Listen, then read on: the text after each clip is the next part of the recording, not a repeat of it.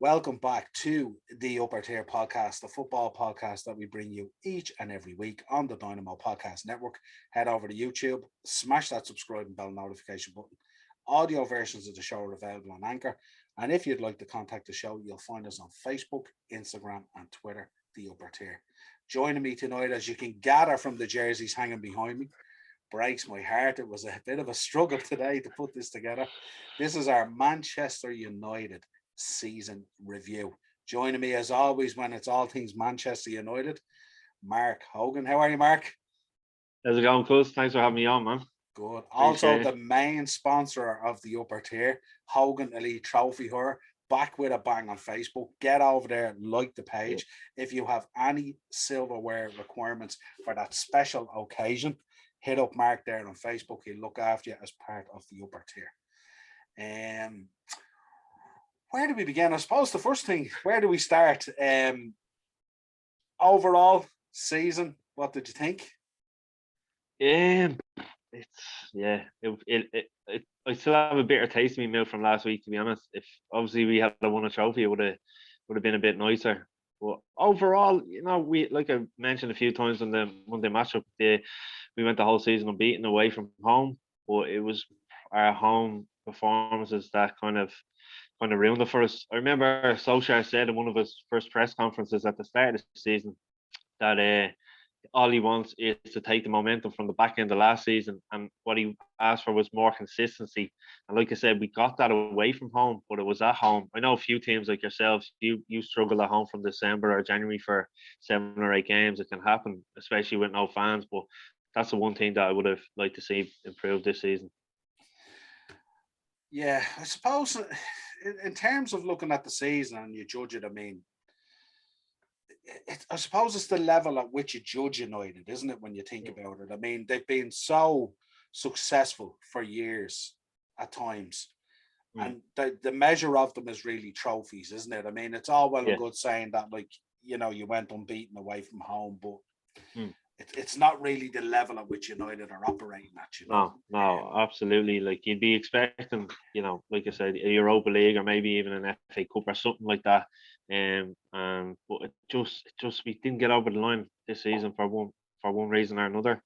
And there's a lot of things you can look at, which we're probably going to go over in the next while. But I think, like I said, the run, it was things that impressed me this season. We'll probably talk near the end of the show, the likes of Luke Shaw's performances and stuff like that. Yeah. But then you got a lot more negatives for me from players than that as well. The likes of Martial, Van de Beek, they kind of outweighed that.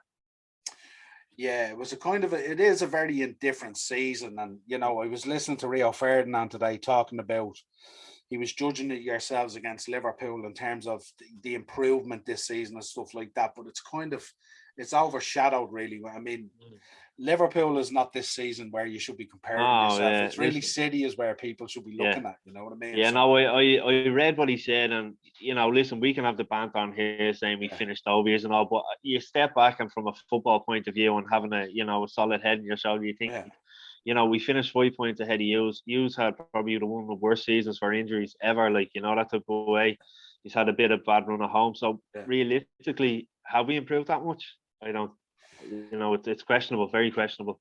Yeah, it's nice to have the dig because of the rivalry. Yeah, like, we're really not the benchmark this year. Yeah, exactly. I mean? Like, we should be thinking about how close we could have came to City had we beaten the likes of yourselves and Leicester towards the back end of the season, instead of saying, "Oh well, we finished 5 points behind Liverpool, so we're happy with that."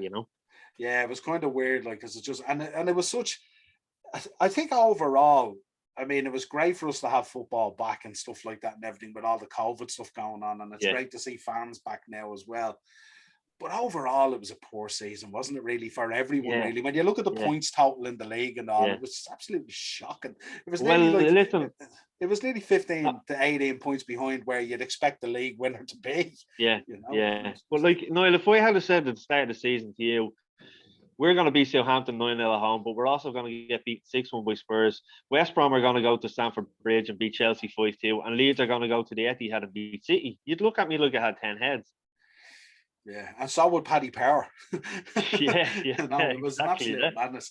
Let's get into some of the games. I mean, without running down through them all, there were some pivotal games. I suppose we should look at the first game of the season against Crystal Palace. That was kind of a shocker, really, wasn't it? Yeah, yeah. The three Even one game. for like a season opener for me, we actually looked tired in that game, and we probably only had one proper kind of pre-season friendly. Remember that game against Villa? Yeah, Because our game got delayed with our involvement in Europe. I think ourselves and City were the only teams. yeah, But even at the start of the season, you're expecting your players to look fresh and whatever. But we looked tired, and there was obviously that penalty decision, and De Gea saved it, and he came off the line, and you know you can look back and think, if that saved, it's a completely different game. We go up the other end and score, but the only positive to take was Van de Beek came on and scored a goal, and you're kind of thinking for the rest of the season, Jesus, it's going to be good for him, but obviously it wasn't. yeah. It certainly didn't pan out that way.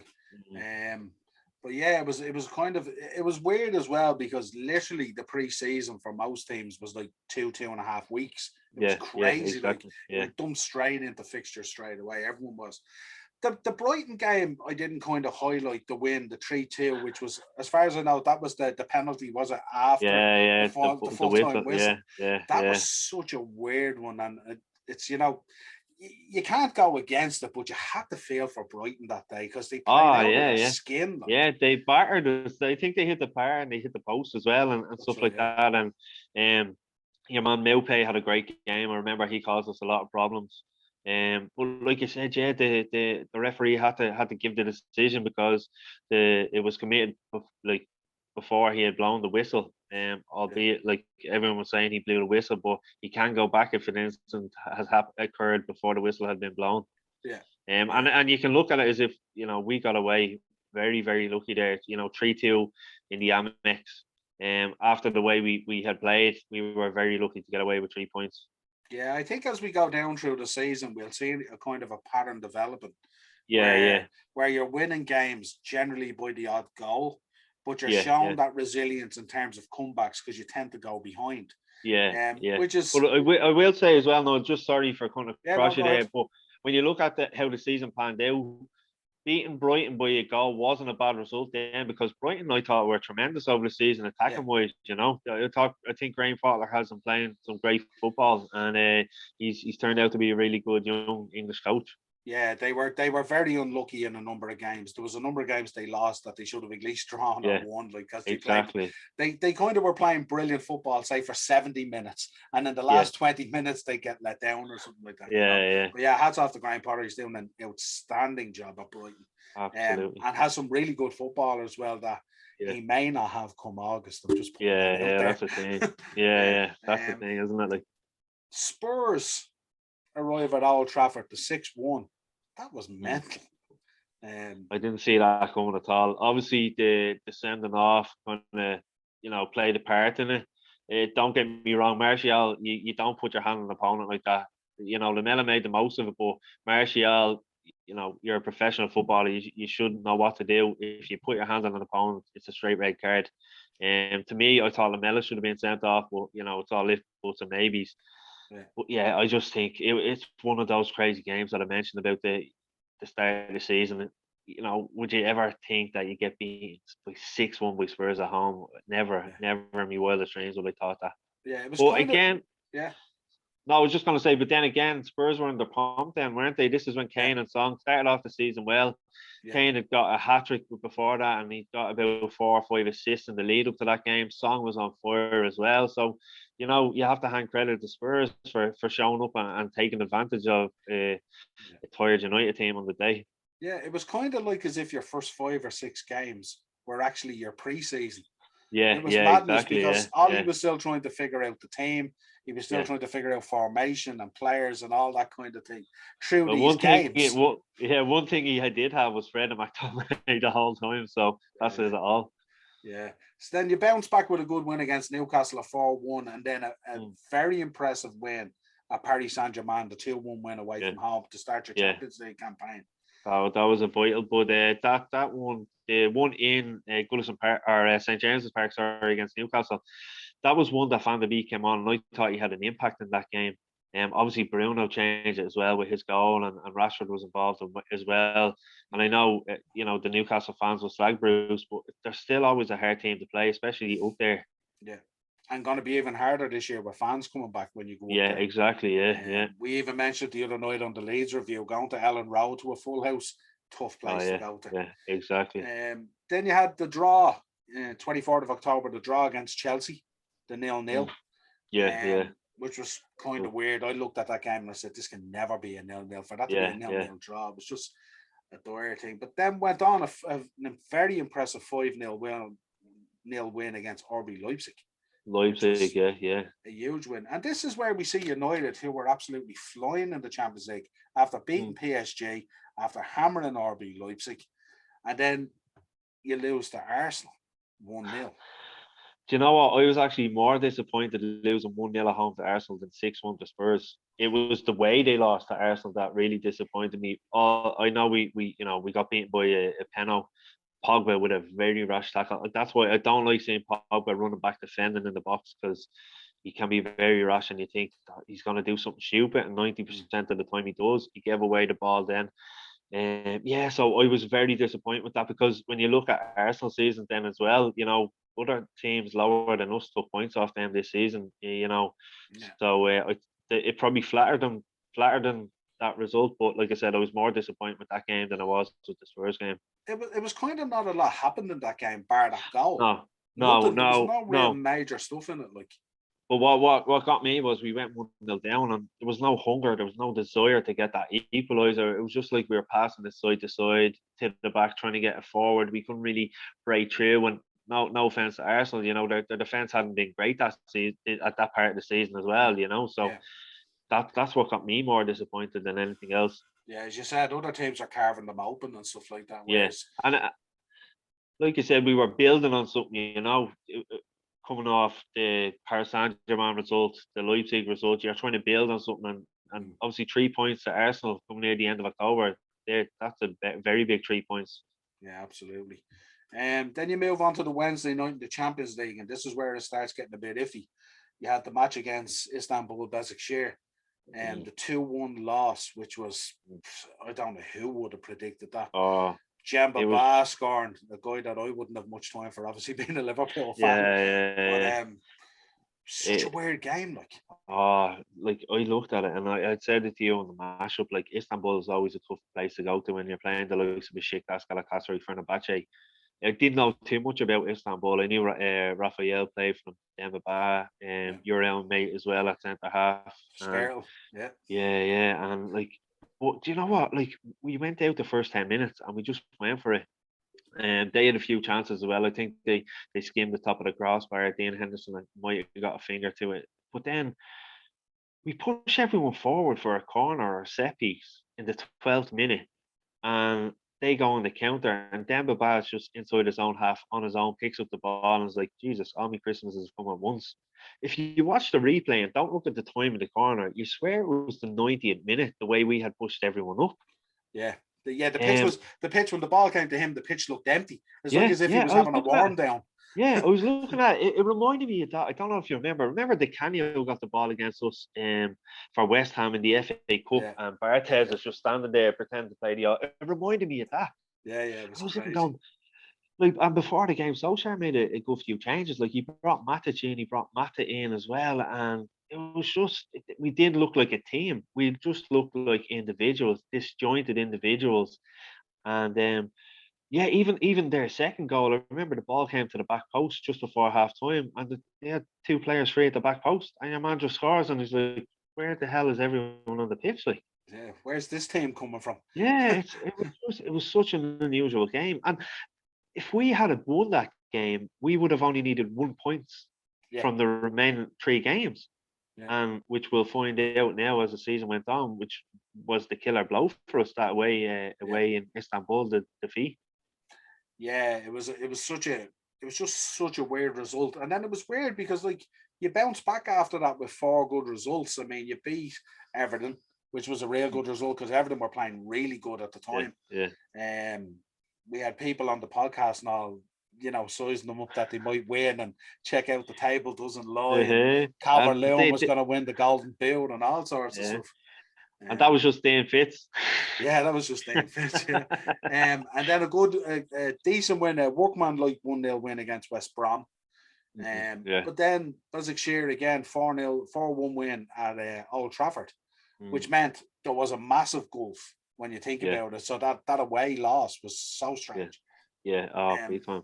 Ground out a good win against Southampton 3-2 away down at St Mary's, and then the pivotal game really in the Champions League, Paris Saint-Germain coming to Old Trafford and winning 3-1 on the night.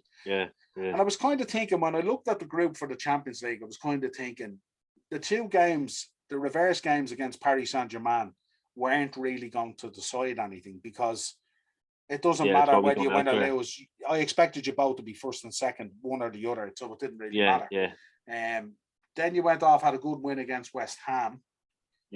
And then the loss against Leipzig, the 3-2 to put you out and down into the Europa League was that was another mad game, Niall. That was just, I think when we got to 3-2, like Maguire had a chance. We were throwing everyone up front. It could have finished any score. But the goal that won it, I think it was Leipzig's left full came up and a ball came across and he just caught it sweetly and it went into the corner. It was a goal worthy of winning any game. But again, on the night they deserved to win.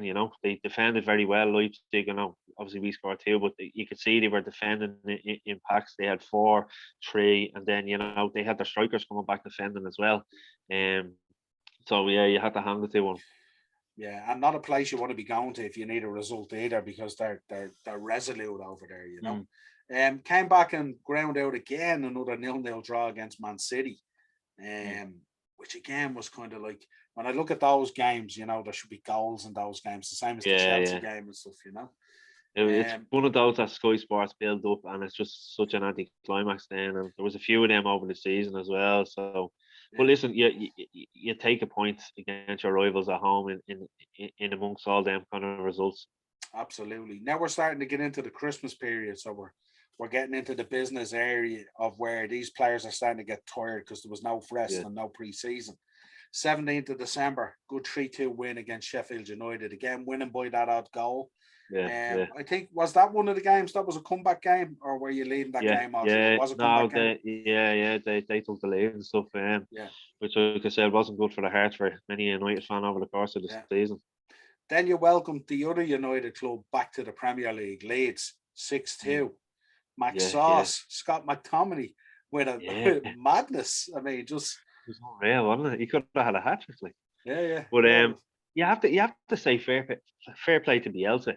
He sticks to his guns. It doesn't matter if he's playing in Ellen Road, in Bramall Lane, in Old Trafford. He'll go out and attack.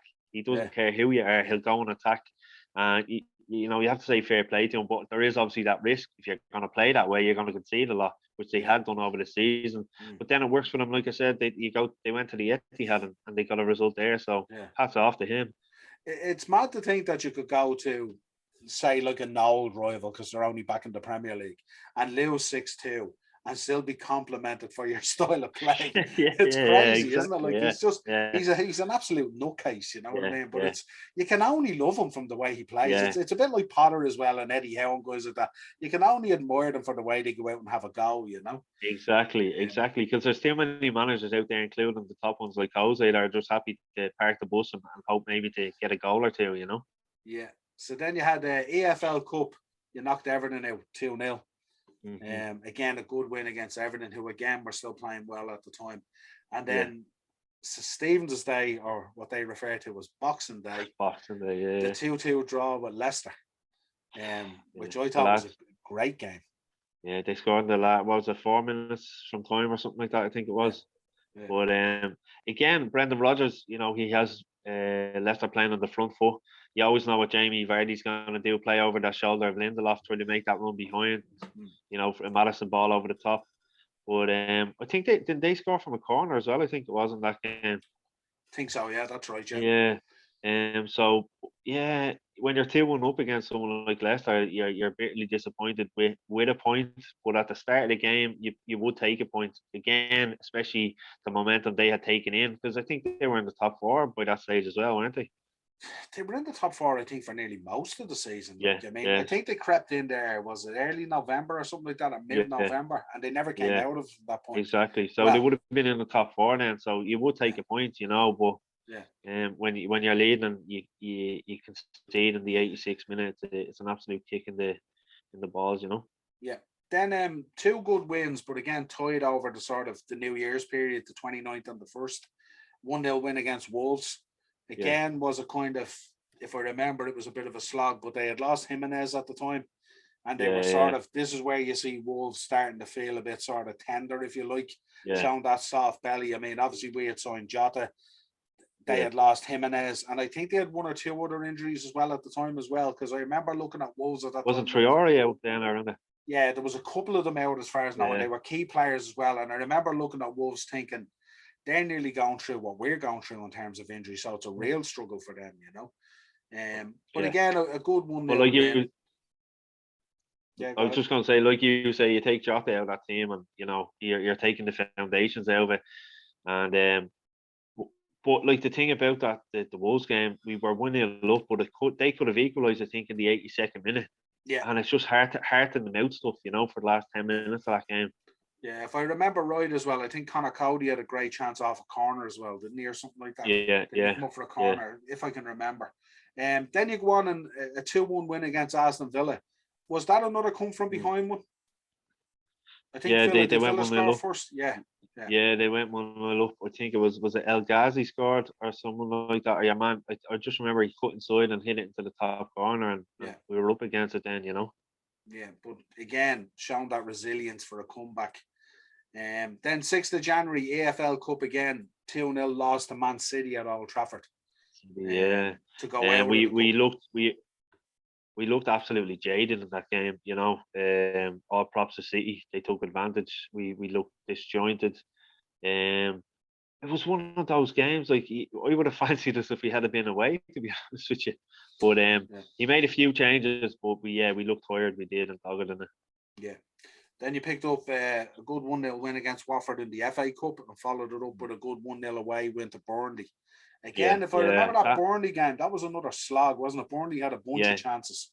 yeah. Um, They Sean Dyche set him up to kind of bully us and try to frustrate us, and he did it very very well. But it's always tough going there. You have the likes of Chris Woods getting in Lindelof and Maguire's face and stuff like that. yeah, I think it did Maguire have a goal ruled out. I thought it was harsh. He was climbing on your man's shoulders. It was kind of 6-1, half a yeah. dozen of the other, Mm. and it was given for Burnley. But yeah, going to Turf Moor on a Wednesday night and getting 3 points, you can't say any further than that. Yeah, I think that one you're talking about, Maguire, was that the one where Maguire jumped up and your man kind of backed into him and he went over him? Yeah, And yeah, he yeah, yeah, he made it look like he was yeah, climbing on him, but actually your man had yeah. gone back into him and stuff. Back Yeah, in, yeah, remember that. exactly, yeah, Um, then you visit Anfield, Liverpool, 0-0. Couldn't yeah, believe it again. What a game! yeah, yeah. Just Uh, it was, it's one of those, like I say, it was the build up, and then it was like the Chelsea and the City game, the 0-0s. It was just nothing to write home about at all, was it? no, not at all. And And then I think we had done the preview for it, and everyone was like 2-0, 3-1, 0 then. yeah, well, we were kind of thinking with the defenses, Yeah, that there yeah, should be a few goals because you were obviously leaking goals. We yeah, obviously had some sort of a makeshift defense going on. Probably we yeah, played yeah, it for the first time this season, whatever was going yeah, on. yeah, And we were saying, sure, both of those would be vulnerable. Should be able to put a few goals each of yeah, us, yeah. like. It I wasn't think even today. actually on the preview, someone called for a 2-2 or a 3-3 draw or something like that. Something Yeah, crazy. yeah. We end up with a drab 0-0. But then We picked up should a say good. that from now on. Yeah, yeah. Well, that's what I started doing. Then I started going, yeah, 0-0. Yeah, just cover yourself. Just cover Yeah. yourself. Picked up a good win against Fulham 2-1 down at Craven Cottage. And that Um, was another one we went behind as well. And Pogba's equaliser was that unbelievable left foot strike into the top corner. yeah, Um, but again, Scott Parker, great young English manager, had Fulham playing really, really well. yeah, Attacking as well. That they went out, like I said, scored. and they could have had 2 or 3 as well. They created some great chances in that game. I remember Parker being interviewed at the end of the season when they were relegated, and he was still kind of shell shocked that they'd Yeah, been relegated because yeah, they had played decent football. But yeah, as he yeah, said in his own words, they had just fallen short at times, yeah, at pivotal exactly. times in the season. But And he had at times been playing good football. I think he lost Mitrovic, didn't he, for a while as well? yeah, yeah, And like he would obviously be the goal machine for them. yeah. And Yeah. no, Um, so I'm surprised he has he'll be linked with probably a few clubs during the summer now. Scott Parker as well to yeah. go manage. Then we go into a series of games here, which I can only describe as madness. We travelled to Old Trafford for the FA Cup, and you knock us out 3-2, in which was it was an interesting game. There was chances end to end. It was like poles apart from the match at Anfield. Yeah, yeah, But it really showed. I think that night, if I can remember right, you kind of bullied us a bit. Got sort of stuck yeah. into us. And we brought Bruno on, and then Bruno scored the winner with the free kick. I know he started Van de Beek in that game, but I had said on the matchup at the time it was a tough game to throw him in because he hadn't been playing regularly, and he got a bit of stick from the United fans and from the world of football from it. But like he's thrown him in an FA Cup game against Liverpool, one of your biggest rivals, and you're not playing, and you're expecting big things out of him. Forget about it. Yeah. But then you're on the back of a good win there in the FA Cup, obviously knocking your rivals out of it and stuff like that. So you always have the props and the bragging rights and the banter. Yeah. But then you lose at Old Trafford to Sheffield United 2-1 in the league. Yeah, yeah. And it was just like, what the hell? Like it was a tough one. It was a tough one. They had brought on your man who scored. I can't remember his name, but he was only on the pitch about 5 minutes. Took a shot, a hit off from Zabi, went into the roof of the net. Yeah. And yeah, it was one of those low nights, That's one of those games where the rest of the league are not going to drop points there. The teams around you, so you're giving up 3 points like a head start to City if they even needed it, Exactly. And then a 0-0 draw with Arsenal. Yeah, and then a 9-0 win against Southampton. Yeah. Who would have seen that? Like, in fairness, the sending off for Southampton with 2 minutes into the game didn't help. Your man, the young lad for Southampton, was making his debut. It was a terrible, terrible challenge, but I did feel sorry for him because it's his debut. He's probably the whole world and his family is watching, and that's his first involvement. And he made it an absolute horrible tackle on McTominay. Yeah, he went steaming in, didn't he? He went in full bore, like what I mean. McTominay was lucky to be able to continue to play the rest of the game. But that sending off had a big effect on that match. Yeah, absolutely. I suppose when you look at the 2 previous games, you would have taken 2 or 3 goals out of that and spread them across the other matches to get the points. But exactly, it doesn't work that way. Then you went on 3-3 draw with Everton. Yeah. I remember Calvert-Lewin's equaliser in the last minute. Questionable De Gea. He should have probably came out. I would have been questioning the defenders. Like they were playing too much of a high line, Everton just had a free kick just inside our half. So that it's one of those games where it's 3-3, but it felt like a defeat because they equalised so late in the game.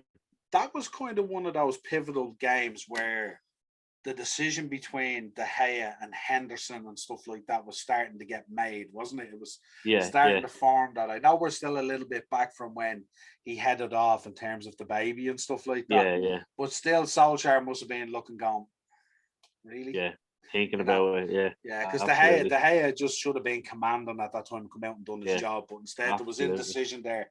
And when you have indecision there in that 6-yard box, you're in trouble. Exactly. But then bounce back FA Cup, good 1-0 win against West Ham to proceed through the FA Cup. And then followed up again, 1-1 draw with West Brom. Yeah. Poor result, This was the Allardyce effect kicking in. This is where West Brom fans were getting very excited about potentially staying in the league. That Big Sam was going to pull off the miracle again, and he has that effect, doesn't he? But obviously, it didn't pan out in the long run this season. I often describe him as the most unlikable guy in football. Yeah, Um, he is, isn't he? Like, he's just a pest, isn't he? yeah, Really, yeah. that kind of way. Well, it's mad. He could just sit in his armchair now or go off and play golf for the season, waiting on a club to, nearly be relegated, to give him a phone call and say, "Listen, we'll offer you Yeah. such and such, and come in and do a job for 6 months." Like, Here, don't be surprised. I mean, look at. There's more manager vacancies nearly at the moment now than players. It's yeah, crazy, yeah. like at the moment with what's going on. I mean, I wouldn't be surprised if he ended up back at Everton or something like that. Him and Sammy Lee, huh? Yeah, madness. Or him. Imagine him and Duncan Ferguson. My God, what a tag Jesus, team. yeah. Um, Paddy and Max. yeah, but then you start you drop down and start your Europa League campaign. It's fair to say that, I mean, Yeah, you were favourites, really, Go yeah, in but against Real Sociedad, win 4-0 away from home. This is yeah, Sociedad who were playing pretty good up till just before that, maybe 2-3 weeks before that, they started conceding yeah, and stuff like that. But up to that, they yeah, were having a real good season. yeah. No, they were, and like I said on the matchup the week after, like Sociedad could have been 2-3-0 up after 10 minutes. Yeah, I don't think the score line kind of flattered them too much. But it was a closer game than that, definitely yeah. Then in went the on. opening stages. Yeah, then went on after that 3-1 win against Newcastle, the in between game for the Yeah, Sociedad return leg. remember Rashford's goal cutting in from the left hand side. Yeah, He took on about 3 or 4 defenders and just hit it yeah. into the near post. Keeper probably should have done better, but it was Rashford at his best all season, I think, that moment. Yeah, that was kind of the first time in the season where we actually seen the real Marcus Rashford, wasn't it? Like when Yeah, you think yeah, about it, because absolutely. he'd been stumbling through the season, and I mean, it's no secret that people know. I mean, he's played most of the season at about 70% anyway, with Yeah, the yeah, shoulder issues and various other things, and he's had a number of ankle problems as well. So I mean, as well. Yeah, yeah, it's kind of a disservice really to be judging Marcus Rashford on this season. It's yeah, we'll wait to see next season. exactly. Um, Yeah, 0-0 against Sociedad, which was just a weird kind of throwaway yeah, kind of game, when you get yeah. 4-0 away from home. Followed up then by 2 draws, Chelsea and Crystal Palace, Mm. which were this is where we see City now starting to open up the gap and the Yeah, consistency. yeah. City were at their most powerful at this stage, and everyone else See, was just stuttering along, like yeah. just Well, that's hammering.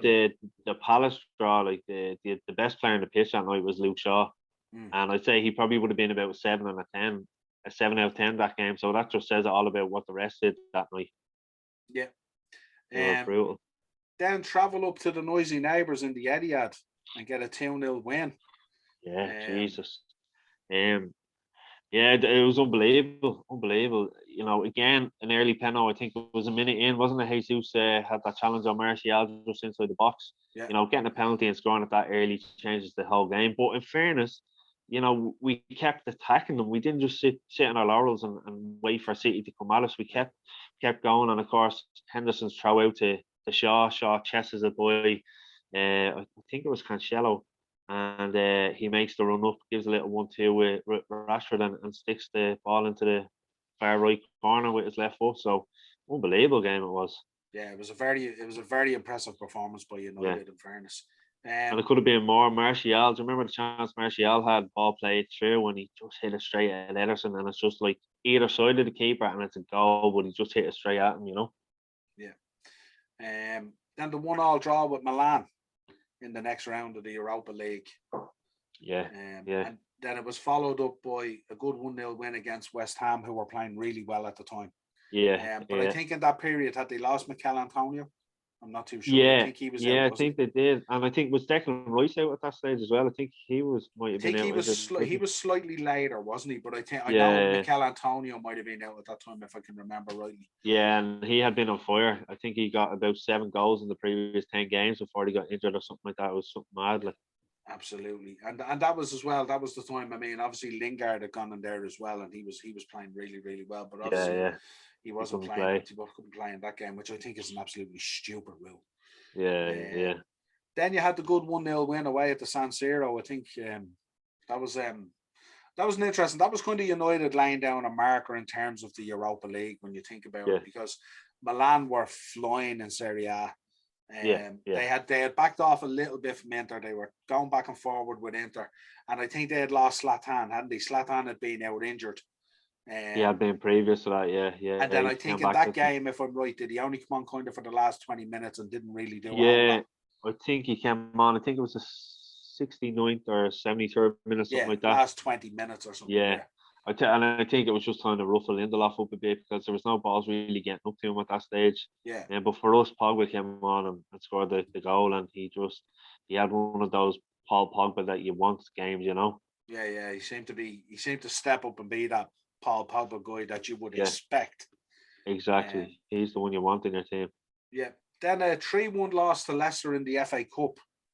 And this Yeah, is the beginning of kind of Ollie running out of trophies. yeah, Or yeah. trophy options, if you like, you know. Yeah, it was. I remember watching it was on BBC, and I was thinking to myself, right, this is a great opportunity to obviously get there. And obviously, we didn't know at the time would have been able to play Southampton in the semi final. No disrespect to them, you'd expect to beat them, and then you're thinking about a final. Yeah. But yeah, all credit again to Leicester. You know, they went out there and did their job, and at that stage, I think they were missing 5 or 6 players as well through injury and stuff like that. You know. Yeah, and I suppose when you see the way the final panned out with Chelsea, it would Mm, have been a great opportunity for United to win a trophy, you know, because Chelsea were exactly. Yeah. terrible that day, you know. Yeah. Um, Well, it's listen, it's never a bad thing if you're knocked out by a team that actually goes on and wins it, you know. So yeah, respect to Leicester in that sense. yeah, absolutely.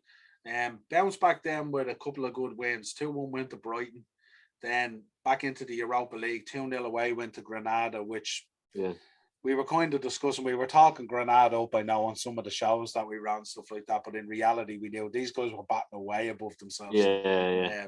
Like every round or every match they got through was really like a cup final for them, really, you know. Yeah. But then a real good 3-1 win to Tottenham away at their grounds, you know, which Yeah, was a really impressive win.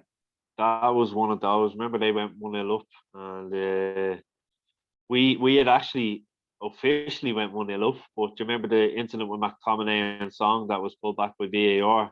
And Yeah. then literally they went up the other end of the pitch 2 minutes later and scored. Like that was such a kick in the teeth. But we showed resilience, and that man Cavani kept us in the game with an absolute fantastic diving header. Yeah, that was the moment as well. That match where Levy was starting to pull the cock on the 45 for Jose. Really, it was kind of really starting to break down, and Jose was starting to come out with the rubbish he normally comes out with coming towards the end of a situation, you know. So it was kind of weird. Then obviously another 2-0 win against Granada, which puts you through into what would have been the semis then, I think, wasn't it? Against Roma, yeah, and then the 3-1 win against Burnley, obviously in the Premier League, and then the 0-0 against Leeds, which again I was thinking, how is this going to be a 0-0? Like it's just it was mad. Then Roma came into town, and I was expecting big things from this game. Roma were they weren't lighting up the Italian league around like that, but they were solid, and a couple of veterans up there with Dzeko and stuff like that as well, you know. So we were thinking these will give you a bit of a game. This I was sort of thinking after you got through Milan, I was thinking Roma will be a real good test now in the semi-final. And like you just put them to the sword 6-2 in what was a crazy game. Their keeper was absolutely nuts. It's mad. Like we talked about it, it was just end to end. It was something that you see in the 5-side Astro Park of a Wednesday night or something like that. It was mental. It was, but and like I was looking at it going, what score could this actually end up like? Yeah, and they had lost their keeper, didn't they? And they brought in the sub keeper, and he was only a young. They brought the sub keeper. He couldn't even catch a cold. Never mind anything else. Yeah, and then the return leg on the 6th of May, 3-2. Which was another crazy game. Yeah. Well, I said it to you in the match reaction as well. David Gea kept us in that game, but Roma were full value for the win. Absolutely, they could have had 5, 6, 7 goals. Yeah. So then we move on to Sunday, the 9th of May, which was very interesting. This was the match where Ollie got interviewed about the European Super League. If you remember, prior, I think it was prior to the game or after the game, I'm not too sure. And he hadn't got a clue about it. No one had a clue. None of us had a clue about it. Came out of nowhere. But you went there and you beat Villa 3-1. And then all hell broke loose in terms of the world of football. All this stuff got announced. Fans were going ballistic. Players were going ballistic. Managers were going ballistic. Everyone was going ballistic. Everyone was up in arms. Yeah. And it kind of fed in then to the Leicester game. Yeah. You know, our game was obviously rescheduled. We should have been playing you on, I think it was the Super Sunday, was it, or something like that? Sunday, yeah, it was a Yeah. Sunday, yeah. And it Yeah. got rescheduled out. So obviously you were playing Leicester then on the Tuesday, where Ollie fielded a reasonably weak-ish team, if you like, not Yeah, overly yeah. weak, but weak enough. And that's when I spoke to you at that stage. I was saying mathematically, you were still in a title race, you were still in there, but we kind of knew City would push on. But Yeah. you needed to really go out and beat Leicester to keep that sort of pressure on them.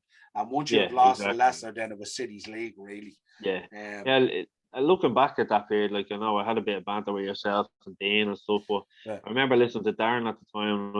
He spoke total sense. Like, you know, you should have played your best players. You know, went 2-0 up, whatever. And no disrespect to Leicester, but that's when you start making the changes and thinking ahead to the Liverpool game on the Thursday. You know. Yeah. But it probably is that bit of inexperience with Solskjaer that he doesn't have the tactical nous to be able to do these things, you know. Yeah, I think I sort of mentioned at the time that I thought if it was Fergie, and I thought that if the league was mathematically still there to win, even though if you know in your heart of hearts that maybe you're not going to do it, I think Fergie will put out his best team and he'd still try and hunt City down. Because I think with Fergie's idea, although Liverpool were rivals and stuff like that, I know in Fergie's time he was always looking above him, never behind him. And he was always chasing that number one spot.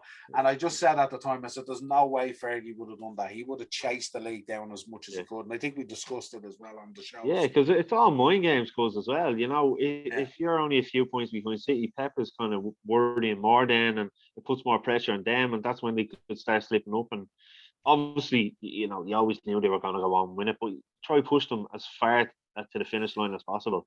Yeah, absolutely. And I mean, again, the thing about it is, if you do close the gap, I think I remember what we were saying was, if you had a bet Leicester and you had a bet us on the Thursday, you would have been within 4 points of them. Which is not a huge gap at all, really. If the pressure's on, you know what I mean? But I think the fact that you lost to Leicester, and then it was like Solskjaer was trying to plan the downfall of Liverpool in the top 4 by tactically trying to do these things, you know what I mean? Yeah. And then we went out and, you know, as we said, right, we've got 4 or 5 cup finals ahead of us, and if we succeed in them, we could get top 4 potentially. So we went out with a real bit between our teeth that night, and we absolutely put United to the sword with that 4-2 game. Yeah. I know at one stage it got back to 3-2, but I just think it was like I just thought we were reasonably comfortable. I thought even getting back to 3-2 kind of flattered United with the chances that we missed. It did. Like, and then you could see Salah's goal at the end. Like, it just shows his quality. I know people were questioning him over the season, like, but you know, that counter where he just went up and scored, it was like the Salah of a few years but previous, you know. Yeah. So then it was rounded out a 1-1 draw with Fulham. And I think that 1-1 draw with Fulham, I think, cemented your top 2 position. Yeah. So it didn't really matter. And then you went on a 2-0 win against Wolves to round out the season. 2-1 win against Wolves, sorry. Yeah, that was it was a weird game where he made so many changes as well, obviously with the Europa League final in mind as well. Yeah. Giving the likes of Mata and a few others an opportunity. And Elanga scored his debut goal as well. So it was good to see the young lad score, you know. Yeah, it was good to see those guys in there getting a chance. Yeah, and even like David or Daniel James, it was a great ball from the left hand side from him, because he's kind of been in and out. He's done decent enough when he's been in, but there's been a lot of question marks over him whether he'll stay or not. We'll have to wait and see. Yeah, he's an interesting conundrum because you got him so cheap as well. Even if he goes, you'll make money on him. You know what I mean? Yeah, exactly. I think if he got a bit of a run and a bit more experience, he's still very young as well. I think he could still become a very good player. Yeah. So he definitely has the ability. Yeah, no, go ahead. I was just saying he definitely has the ability to do it, and you know, playing with the likes of Bruno and Pogba, it's just only got to bring his game on leaps and bounds. Yeah. So then we move on to the Europa League final, and this is going to be. Is this where I duck out now for a few minutes? You can just chat away. This is where you duck out, but I will say, as part of the upper tier, you did come on, you did give your match reaction and all that kind of stuff on a very difficult night. Yeah, it was, the emotions were fairly high when I came on, to be honest with you. Absolutely. And I mean, rightly so, as a football fan, that's what we're all about. We live in our emotions, Yeah, you know what I mean? But again, it was a kind of like, I think when we previewed it, we did say that it would be, the tactical genius and the experience of Emery mm, versus the naivety of Solskjaer. And it yeah, kind of panned out that way when you think about it. I yeah, know it went to a penalty shootout, and I know it's all if buts and maybes. And I know on the night when we were reacting to the show or the match, I spoke to you about the decision on Henderson and De Gea and stuff like that. yeah. And it was mad. Like, you were adamant that that shouldn't even come into it and stuff like that. And it wasn't a slide on De Gea in any way, but No, it no, was mad in the 100%. 4 or 5 or the week after the final. Everyone was talking about how he should have made that Yeah, substitution. yeah, absolutely. But just at the time, yourself, we spoke about a half an hour Yeah, after the full time whistle, so you're just kind of in your head, you're pulling. And then it was the next day, I was sitting on my lunch and work, and all these things were going through my head. And even little things like, if Sir Alex was there, and it's 1-0 with Villarreal in the cup final, he'd be making his first change in the 75th minute. He wouldn't yeah, wait till the 113th minute to make his first substitution. yeah, It's little things like that. Solskjaer's naivety that you have to question. He's never managed in a cup final before, but you have to have the balls to go make these decisions. yeah, Darren was right. He should have seen it, and in the 118th minute, 2 minutes before the full time whistle, bring on Henderson for the penalty shootouts. mm, Like I've seen it over here with Brendan Clark for St. Pat's. Brendan wasn't starting for Pats. They brought him on in extra time, and he saved three yeah. penalties. Like And it's all especially when mind you look games. at the penalty record as well. I mean, De Gea hadn't Mm, saved a penalty in 38 or 40 penalties or yeah, something like that, yeah, and yeah. then you look, And as we spoke about Henderson, Darren alluded to the fact that he's a much broader, bigger figure. yeah, yeah. So he fills the And goal more and stuff like that. I'm not like that. If you're an opposition player and you're seeing us making a change, bringing on the keeper, you're thinking, yeah, geez, he must be playing brilliant to save a penalty. Like, you know Yeah, what I mean? I've got to yeah, up my game here, maybe even change my route where I'm going to hit the penalty as well. yeah. So it's So all these little things that you don't think of. yeah, and the thing about it is, like, as I said to you on the night, it's a shame that one team has to lose this way. Yeah, But yeah, I yeah, thought yeah. that, like, apart from David De Gea, of course, who's a goalkeeper, all the Mm, penalties were outstanding. Like, I mean, absolutely, if absolutely. there was two sort of half mediocre penalties, if you like, out of the 21 or Yeah, 22 penalties, you know what I mean? Like, you had lads coming on, the likes of Mata and Tunsabi and all came on, and it was their first kick of the ball, and they were just yeah, yeah. bulleting penalties into the top corner. Like, it was amazing. And even And even for Villarreal, their penalties I was were just going to say unbelievable. that, yeah, the likes of Pau Torres, centre half, like Yeah, you might have seen it years ago with Steve Bruce and all centre half taking penalties, but you don't see it like at all nowadays. yeah, The likes of him and Lindelof and all. But it was you as a Liverpool fan, from penalty shootouts, you're sitting there, you're half looking and got your heart in your mouth. You're just yeah. like it's in the lap of the gods. It's a lottery. It's unreal. Like, As I said, John Knight on the night, it brought me back to that Middlesbrough game that we had where it was like 14-13 or something like that. yeah, It was yeah, something crazy. It was. We were up half the night just watching the penalty shootout. And it's a kind of a weird one as well, because although there was disappointment there from a Man United fan's point of view, it's hard to feel bad about Emery winning it, isn't he? Because he got so fucked over at Arsenal. So it was yeah, yeah. it was a joy to kind of see him kind of win it, that kind of way. And yeah, and you look at things like Villarreal, it's a town of 50,000 and stuff like that.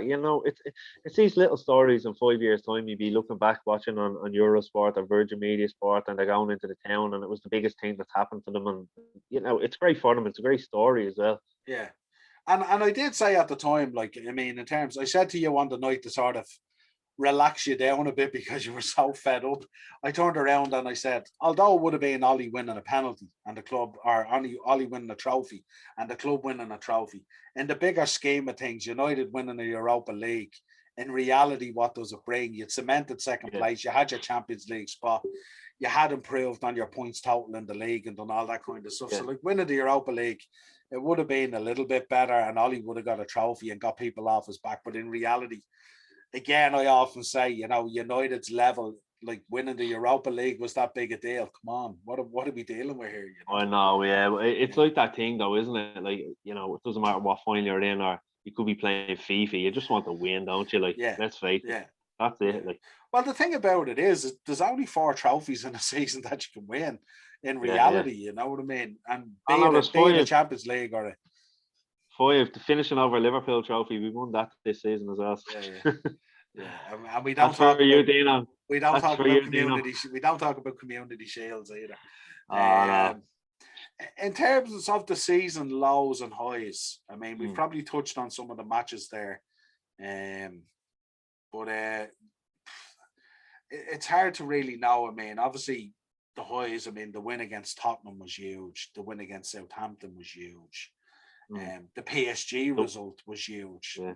The And then, of City course, result in the Etihad as well. That was a big one for us. yeah, and then of course you look at the lows, and the lows are obviously coming out of the Champions League. You know, probably losing to us, but at that stage things were such a mess with the ESL and all. Like it sort of brushed over as if it was like a nothing.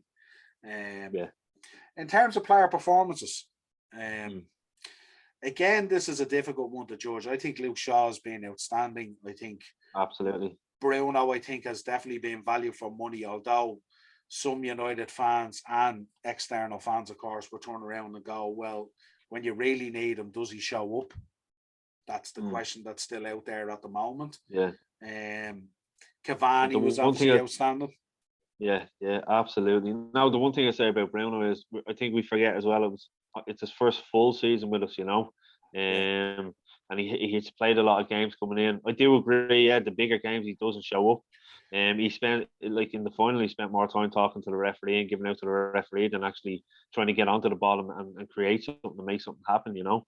But definitely Cavani. He signing his contract now for next season is like signing a new player.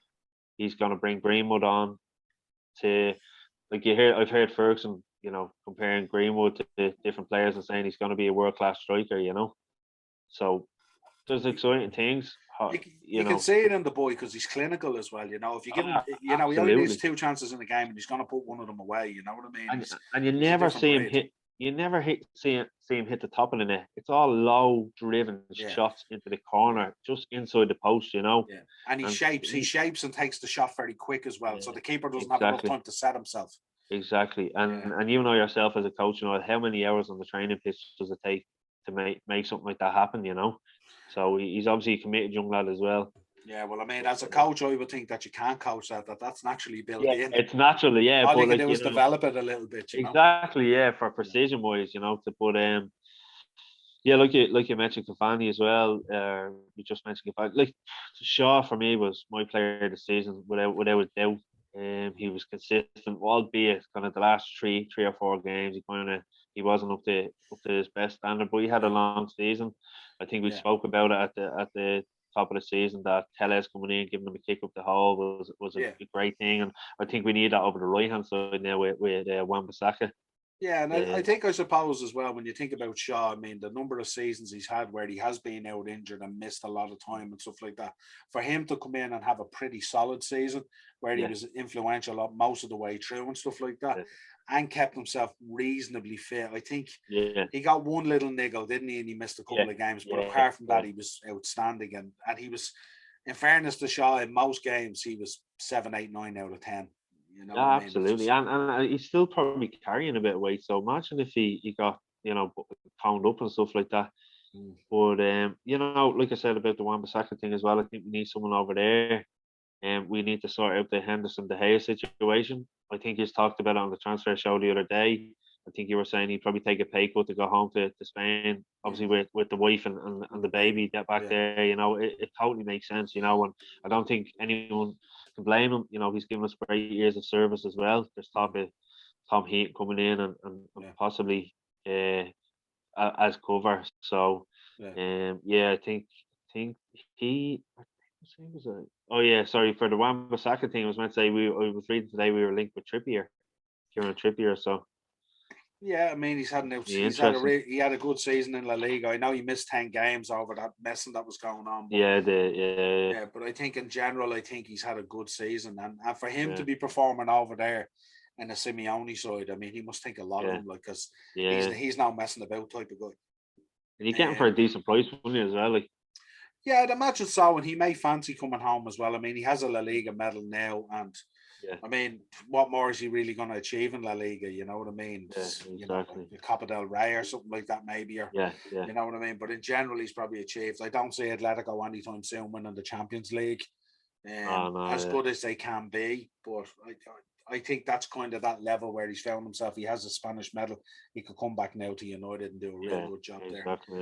Yeah. Um, where else in terms of players? I mean, would you be looking at? I mean, obviously that centre back situation is kind of, Mm. and it's a weird sort of conundrum there as well because Ollie is all in on Lindelof and Maguire. We know that, Yeah, and kind of has. I don't know. The situation with Boye is kind of a weird one because yeah, he likes him and he wants him, but he kind of wants to frustrate him as well at times of that. And we know mm. that Boye's kind of made a Weetabix a little bit, so he can't be trusted at Yeah, times in terms, and he can be a bit erratic as well in terms of yeah, he puts himself in trouble nearly to get himself out of trouble, nearly like Wan-Bissaka the way he tackles. He nearly yeah, thrives on yeah, that kind of yeah. getting himself in trouble to get himself out, if you like. Yeah, and then he But just throws his hands up as if like I didn't go near him, like that yeah, type of yeah, way. yeah. But But I definitely have to sort out the centre back situation. Like I've been, like I've said it here before, I've been very critical of Maguire, but you take him out of the team, and it shows how much he means to the team. But we definitely there's talk of Pau Torres, I think Varane as well. yeah, Either of them two, I'd take any day of the week. yeah. Um, Obviously with Zidane leaving Real Madrid, I know Varane, Zidane was his idol, so maybe that might push him in the way of I know Chelsea have been linked with him as well, but mm, we definitely need someone there. And then if that happens, you're looking at it going right, Konzabi and Boy, do you sell them? There's a good few players we need to get rid of. The yeah. likes of Lingard. I'd sell, Matic. Matic is meant to be going to Roma, I think, for 10 million for Mourinho.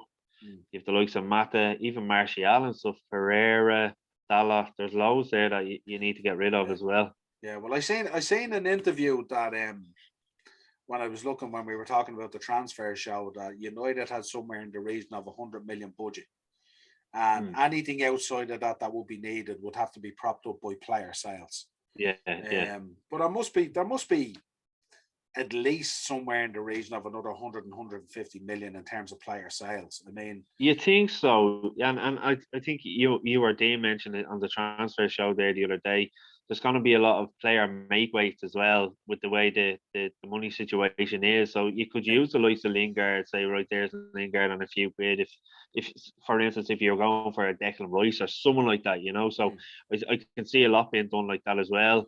yeah, Um, but like, yeah, there's a lot of dead wood there, but there's a lot of young lads coming up through. The likes of Ahmed Diallo. Hopefully, we can see a lot more of him next season as well. He's only 18, 19.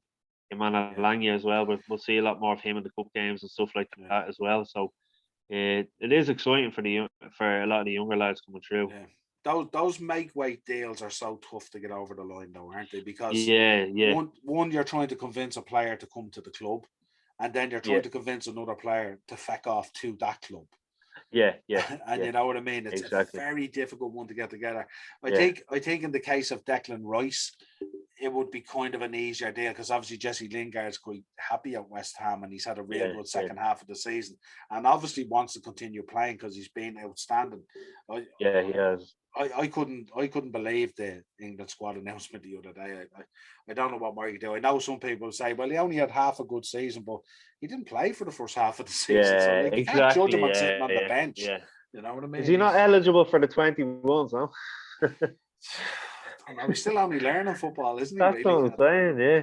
But he done so well. But again, I know I've been talking about managers. You have to say fair play to David Moyes for getting him to play the way he has and giving him the confidence back in his football as well.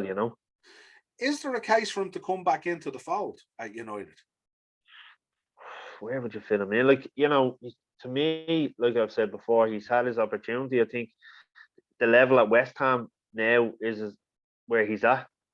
So I'd let him move on, and like I said, hopefully you can make weight, get a bit of money, or use him in a deal to get another player in. Yeah, I was just thinking aloud about it because I was thinking about it the other day, and I was thinking it looks as if I don't know how to preempt it, but Martial might go. Yeah, And I yeah, was yeah, thinking if you have up front there, you have Rashford, you have Greenwood, you have Cavani, you have Bruno in behind or whatever it is, and you've obviously the option of Pogba going out onto the left if you wanted. But I Yeah. mean, you'd have the option of Lingard there as well potentially, as being that could, kind of backup, you know. you could do, yeah, but like I've said, he is trying to breed a few of the younger lads coming up from the 23s as well. Yeah. Maybe I personally I think it's time for Lingard to move on. Yeah. Well, I mean, he'll generate good money anyway, so I mean, without a doubt, that's an important part for. Or if he wasn't make weight on the Declan Rice deal, I mean, that would be. Yeah. And listen, I'm delighted for him because I know from a personal point of view, he's gone through a lot of stuff over the last year or so. So, hats off to him for getting himself and his head back in the right place and having a fantastic 6 months with West Ham. Yeah, it was weird when I did the reaction to the England squad. I don't often find myself disappointed that a United player has been left out, or or in this case, a West Ham player at the time. But I was genuinely disappointed that he had put in 6 months of a serious shift. Yeah, absolutely. And he was overlooked. And when you see what got in before him, wasn't playing anywhere near the level of him. I mean, he was instrumental in West Ham getting European football this year and being up there challenging. And I just thought it was a bit of another Gareth Southgate kind of slur on him, if you like, Yeah, absolutely. Southgate has a little click, and that's all he sticks by, isn't it? Yeah. New season expectations. I mean, you're a United fan, so it should be to win everything that we compete in. Yeah, exactly. Definitely. Trophies. Hopefully get to the knockout stages of the Champions League, because so disappointing. And I know we talked about it here before. You drop into another European competition, but it's not the same. You want to compete because let's face it, the Champions League only gets interesting the last 16, doesn't it? When you think about it, really. Yeah. So definitely progress to the knockout stage of the Champions League. There's always a part of you that wants to win the league, isn't it? Like that's your main goal. But for me, looking at it now, I'd love to get a good cup run. I'd love to win an FA Cup. Just to see the young lads progress and hopefully make a good few signings. Yeah. In terms of the league, I mean, obviously you have City there who are going to come back strong again, who look like they're going to move on a few players, but they'll probably bring in a few players as well, no doubt about it. But depending on who they bring in, obviously Aguero's going out. There's talk of Sterling, there's talk of Mahrez, there's talk of Jesus, loads of talk going around. And there's obviously talk of players coming in as well. They're linked with Kane and everyone else underneath the sun. So they might have to go through a little bit of a transition. Yeah. But we're going to have a full season with Chelsea with Tuchel, which is very dangerous. That is very dangerous, in fairness. And I think Liverpool will be better this year because they'll have players back. So I think they'll improve. And they're also looking like they're doing business very early with Konate. They're linked to Patson Daka. They're linked to Basuma. They're linked to... who's the other guy they're linked to? His name escapes me now. I had it there a second ago. Daka, Konate. Rafinha of Leeds. Apparently they've lost a bid for Rafinha. So they're getting their business done early. United still seem to be hung up on this Jadon Sancho thing. This is a deal in the making now for 2 years. And I seen reports there the other day where they'd agreed a fee that was less than the 120, so somewhere around 100. And United apparently went back in with 90. And Dortmund kind of said, fuck off, lads, will you? Come on. We've already given you a discount, now you're looking for another discount. And it's kind of stalling. Is Sancho going to get over the line? Is he going to go into United? I'd love to see it, but the longer it goes on and the longer United are taking the piss with Dortmund, another club can just swoop in and take him. There's all this talk about us being linked with him for so long. It's like, they give us a deadline and we take the piss by not, they give us a valuation, we give them lower. And they're looking going, lads, we're giving you a decent price here. Do you take the risk and wait a season and try to go for him next season where his value will probably kind of dip a little bit because their main man now is Haaland. So there's not as much light being shone on Sancho over there as there had been in previous seasons, the way he's been playing. But Haaland stays. Yeah, well, to be honest, that's another listen. That's another transfer saga that I can't. I don't think it'll go anywhere this season. The money Sure. they're asking for him, Yeah. people were waiting again for his value to go down. Like, what are they looking for? 120 odd million or something like that. Yeah, 20 But million to the dad, 20 million to yeah. Raiola, and Listen, 20 million to anyone else who hold his yeah. hand, basically. Yeah. If he goes anywhere this season, any club in world football pays that money, forget about it. You're making a mockery of the game, Yeah. Yeah, But absolutely. hopefully we can get the Sancho deal done over the line. But it is in the hands of United. You know, let's face it. The money they're asking is a decent price for a young English international that has European experience. And they It's don't kind of come. it's kind of now time to pony up or move on, isn't it? Really, Yeah, it's yeah, like you're either going to exactly. sign him or you're not. But don't go through this whole summer again, and then on the last day of the season, you're signing another Falcao or a Yeah, Cavani or yeah, you either set your stall out, pay the money, or tell Dortmund forget about it, and he can look elsewhere, or exactly. they can keep him or whatever it is. There's no And point. and It's just and if you're the Glazers, well, you're thinking, right, we're after taking it up with the fans. Let's get marquee signing in this summer that they want. This is the ideal opportunity. Go and do that. So give us Sancho and make a statement for the season to come. yeah, that's why they signed Tom Heaton. Yeah, yeah, that's it. That's it. What are you talking about, boys? We did our business early. We signed Tom Heaton on a 2-year deal. They're saving money. They still have his old locker there and all in the transfer. In terms of Ole Gunnar Solskjaer, um, what you're thinking there at the moment? Because obviously, as seasons go by and as semi-finals go by and as teams sign players and move on and do various different things, it's kind of United are kind of falling into that pattern of being the also nearly rans again, Yeah, being the yeah, bridesmaid, never the bride, yeah. and like how long do they stick with the Solskjaer project? And I mean, especially at the moment with the managerial merry-go-round at the moment, Yeah, yeah. I'm looking at it at the moment and I'm saying Lampard didn't work out. Fuck Mm, that. Get Tuchel in, outstanding. You mm, know, I'm looking at Solskjaer now and they're void of a trophy. You know, coming second to City in the league in a really yeah. poor season. And I'm thinking Conte is available, Allegri Yeah. is available, Zidane is Good man. available. I'm thinking Yeah. all these managers are available. And Big the Sam. Solskjaer project continues to roll on. And I'm Yeah. thinking, let's suppose you're in trouble, say, come around Christmas. Let's suppose you're kind of hovering around the top four, but not guaranteed. Season isn't going great. Champions Yeah. League might be a bit of a struggle. And you decide that you want to pull the trigger on it then. And I'm thinking, all these world class managers now have jobs. Yeah. Yeah. You know what I mean? And I just find it weird for a club like United. And I know he's a club legend. There's no doubt about that. Yeah. And this doesn't come into the conversation. Frank Lampard Yeah. was a Yeah. club legend at Chelsea as well. Yeah. And it will never tarnish that legacy either. What happens going forward? Listen, no matter what he did, you can't take that Munich goal away. Yeah. It Yeah. doesn't Yeah. matter. But I just think, is it time for United to look and see what that level is that they want to pitch at and the competitiveness and the attracting in? Like I'm thinking, if Zinedine Zidane was in charge of United, would the bullshit that goes around the Sancho deal be going on, or would the Yeah. deal Yeah. just get done? Yeah. I Yeah. I don't think that's know. But I'm just wondering if it's time for United to jump back in there again and be the biggest club in the world, which is what they're regarded as.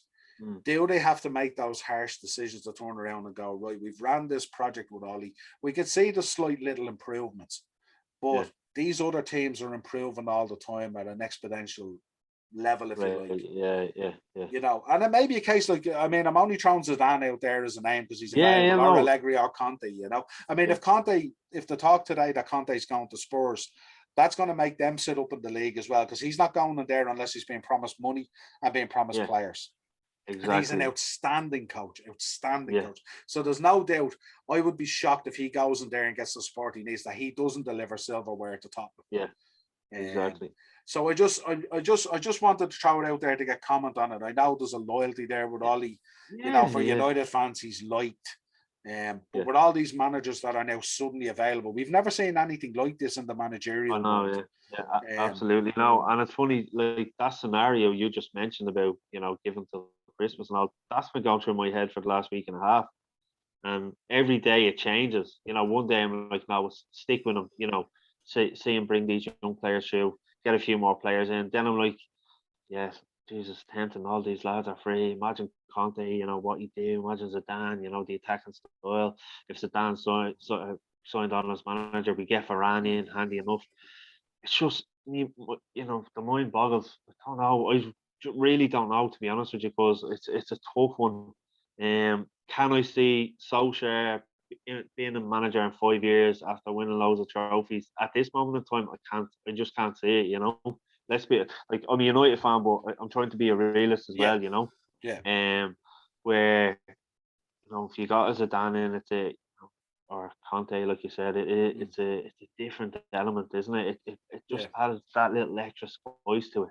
And it's that draw value as well, isn't it? That if you do want a Varane, if a Varane sees as a Dan going in there, he's going to go, I'm all in on this project. There's no question. I don't even want to hear from PSG. You know what I mean? So it's just it's that as well, that if Zidane goes in there and you're talking about Varane, because the money thing is not the issue anymore. The money thing is the same for all these clubs now. They're all wealthy and rich and have rich owners. You know what I mean? So that's never a factor now. Whereas United always had that card to play for years, that they had such wealth. But now when you look at it and you think Ollie's in there and you're being linked with, say, Pau Torres, who's a very good defender. Your man, this guy Koundé. You're being linked with as well. But I'm thinking, if Zidane goes in there, suddenly you're linked with Varane, Sancho. You're linked with a different level of player that might get you there. And I'm just wondering, what would your thinking be in the fan base if it was announced on Saturday that Ollie was gone and Zidane was appointed manager? He'd obviously have to, thank Ollie for everything that he'd done in the few seasons. Under a lot of pressure as well. Don't forget, because he has big boots to fill. He did with Jose leaving, and not only that, it's the whole legacy of managers after Sir Alex as well. So it's always going to be tough for someone.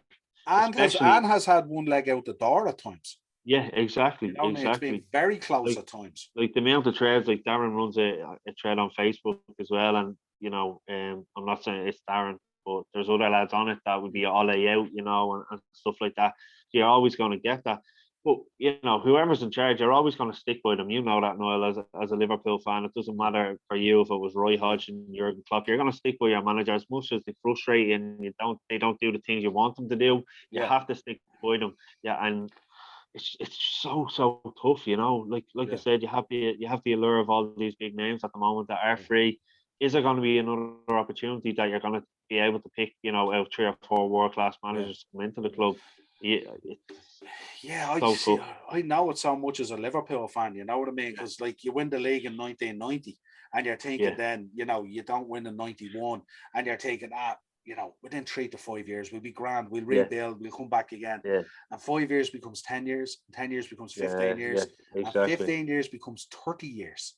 You know what I mean? And it's just, and I don't expect that to happen at United, but just still, sometimes you have to have that bravery to make that decision to go. And I'm not saying Zidane will go in there and he'd bring all the glory back around like that, but certainly at his level of experience, I mean, you wouldn't expect him to make those fundamental mistakes that Ollie makes.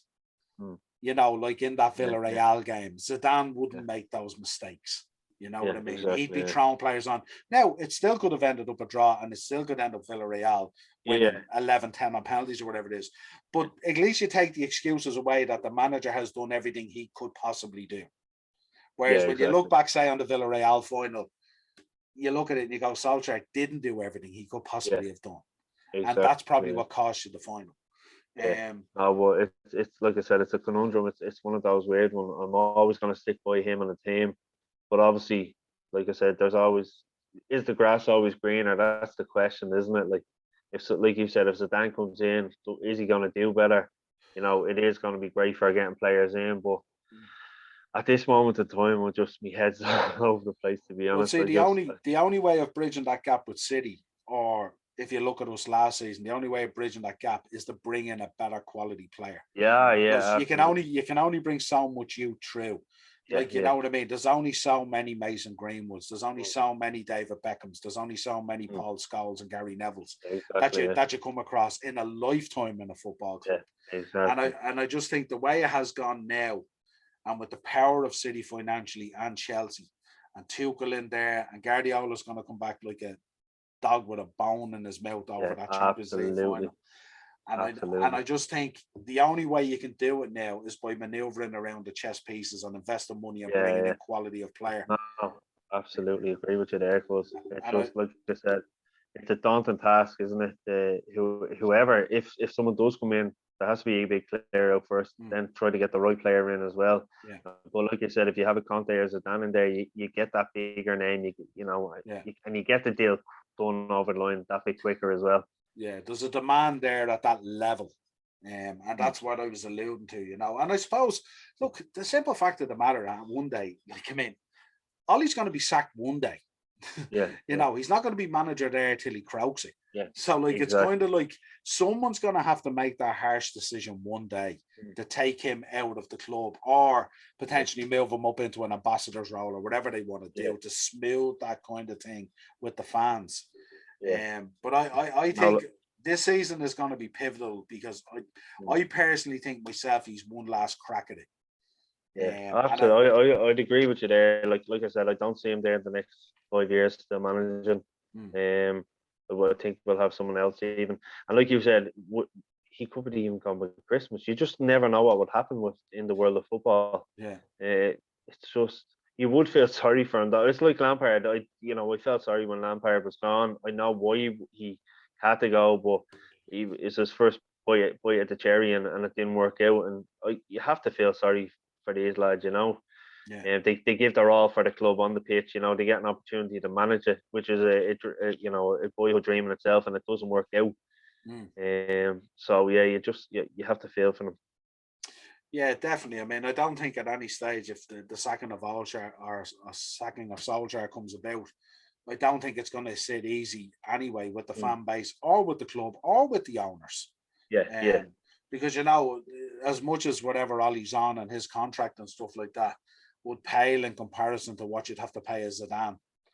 You know what I mean? And then you would hope by paying that type of money and that type of contract to get that quality in would make a huge difference. You know, I honestly think for United to get back to where they want to get back to, I think you're going to have to bring in not only the quality that you need on the pitch, with that sprinkling the youth that you've always brought through, and obviously the firing up of the likes of a Pogba and a Bruno, and continuing that on, and Cavani, you know, doing what he needs to do with Rashford and Greenwood to bring them on to become those world-class players.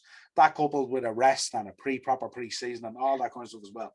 But I think when you park all that, I just don't see United returning to where they want to be until they actually bring in a world-class manager. And with the way things have just unfolded in the last 2 weeks with managers all over the place. It's been a weird one, hasn't it? Like, it's unbelievable. It's the manager transfer window, really, when you think about it. Absolutely. I just think it's prime time to really have a good think about, you know, where United wants to be as a club. Where do they see themselves fitting in world football and all that kind of thing? And do they really want to make those harsh decisions to become the biggest club in the world again, basically? Yeah, exactly. I think, and it's those decisions that win trophies, isn't it? You know, when we first took Sir Alex on, you know, after Ron Atkinson was sacked, everyone questioned, like, he's come from Aberdeen, what's he gonna do? You know, and it took him 5 years, but he did it. I know it's you can argue it was a different ball game and all back then. You were given more time, but you need to make that decision that kind of shocks people, you know, as well. Yeah. And maybe that decision to shock people is that you stick with him and he does come good. You know what I mean? That's the thing. You'd like to think it, but again, only time will tell, and we'll have to see. Like you said, hopefully a proper pre-season under our belt now. It's going to be tough with the Euros. Obviously, the lads will probably only have a week off between the Euros ending and pre-season starting. But hopefully, but listen, as a United fan, you have to be optimistic. Like, Yeah, well, as a football fan, any fan, you have to be optimistic for the yeah, season yeah, that's going to come, yeah. and See, hopefully we can the get the other, right people in. yeah, the other conundrum that Dean mentioned the other day as well is that when you see a manager being sacked or a manager being let go, look, you look at Ancelotti, he dived out of everything. He's gone to Real Madrid. You Yeah, look at Allegri, I think he's going back to Juventus or something like that. We Juventus, spoke to yeah, Barcelona. You know, you've got Conte who's coming out of Inter or whatever it is, and looks like he's going to go to Spurs potentially. yeah, yeah, But you look at Solskjaer, and if Solskjaer got sacked by United or got let go by United or parted ways, whatever way they want to dress it up, I don't see him getting another big managerial job. yeah, You know what I mean? Like I don't see yeah. him going to a Real If it, Madrid or a PSG or yeah, a Barcelona or a City or whatever it yeah, is. You know what I mean? yeah, he'd Or, probably end up back in FC Molde or something like that. Back in yeah, Norway, or or maybe become even the or become an national Norway ambassador. coach. Yeah, or Yeah, become an yeah, ambassador for United. So it's kind of whereas you look at Zidane, Zidane can leave Real Madrid and he can walk into any job in world football. yeah, yeah. You know what Just I mean? with Zidane, I have a sneaky feeling he's going to go to PSG for some reason. I don't know why, but I think he probably will. Yeah, possibly. But again, isn't that the conundrum? Yeah, yeah, That if exactly. United did sound them out, they have the financial capability to bring him in. And would the club be brave enough to make that decision No, yeah, inside of? I yeah, mean, you've got the European Super League, so the fans are up in arms, and they've been up in arms for years prior to that with the Glazers yeah, anyway. yeah, yeah, If you can imagine a situation where they announce that they can Solskjaer in what we call the middle of a Solskjaer project. yeah, yeah, yeah. But It'd be I funny though. suppose, yeah, go on. I was just going to say with John Murtagh being the director of football now, Mm. newly appointed, it'd be interesting to see if he has the balls to step up to the plate and say, no, we're going to pull the plug on the Solskjaer project and bring in such and such manager. Yeah, it's an interesting one, but it's one that it's going to be. This season is going to be a very interesting season. Fans back in stadiums. COVID Yeah, hopefully will be behind us at this stage with the vaccine absolutely. process. There's no doubt there's going to be signings throughout the Premier League. It has become Yeah, so competitive when you see what Leicester's able to do, what West Ham's able to do. You know, Everton stepped up this year as well. I know they kind of fell away, but they did have a reasonable season. yeah. Arsenal are definitely going to come back stronger. City are going to Unfortunately, strengthen. Chelsea under Tuchel, I think, are going to be outstanding because I still yeah, think they're yeah, going to bring in more signings if you can yeah, even believe that. Just imagine yeah, that, um, and I think Tottenham under Conte, I think, will become somewhat of a force, but it yeah, might take time. exactly. So I just And think this then, is going to be a real pivotal season to sort yeah, out those kind of decisions. exactly. And we'll have Everton going from September till October. Yeah, That'd be their season. the Liverpool champions. Yeah, yeah, absolutely. Look, but listen, pleasure having you on to do that season review. Cheers, I cause know it had thanks a its ups million, and man. it had its downs, and it kind of ended on a kind of a sour point. But again, I mean, this is the joys. Look, if you're following a big club and Exactly. a club that's had Listen, success, you're gonna be sour at times. It just exactly. happens. And listen, life in football would be boring if you were, winning every week, isn't it? Like it's Yeah, all the emotions that you use. It's a roller coaster. I know it's a cliche, but it really is. Um, we had success for so long that you're going to expect times like this, and we will come back stronger. I definitely believe we will. yeah, But like I said, let's see how we get on next season going forward. yeah. But at any point, if you're not enjoying your football, you can always head over to the Dynamo Podcast Network on YouTube. Head over to the Absolutely, upper tier, and we will provide you with plenty of entertainment during the season coming up. We're going to be doing some shows on the absolutely. Euros. As hard as international football is to palate at times when you come out of club football, Well, but we well, will do I thought I Euros. was coming on to do a match reaction for the Ireland Andorra game, and I had my jersey ready to go and all.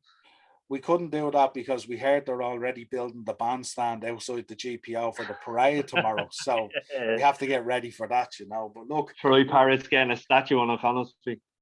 listen here, never let it be said. You have to start somewhere. Jack even started somewhere. Um, Exactly. but pleasure as always. Anchor for any of your audio versions of the show that you're looking for. Again, if you want to hit us up, come on the show. If you want to discuss a topic or anything in football or get involved in the show, Facebook, Instagram, or Twitter, the upper tier, hit us up there. Pop us a PM, DM, drop comments in the YouTube videos, anywhere you want to hit us up. It's been a pleasure. It's been an interesting season to say the least. And we will talk to you Absolutely. again real soon.